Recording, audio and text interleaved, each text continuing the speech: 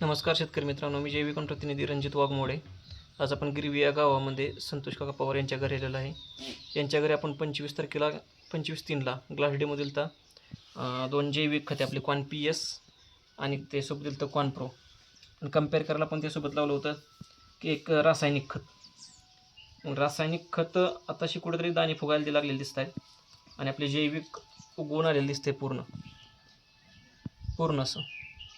काकांना त्याचे रिझल्ट विचारूया की काका तुम्हाला याचे रिझल्ट कसे वाटतात जैविकचे.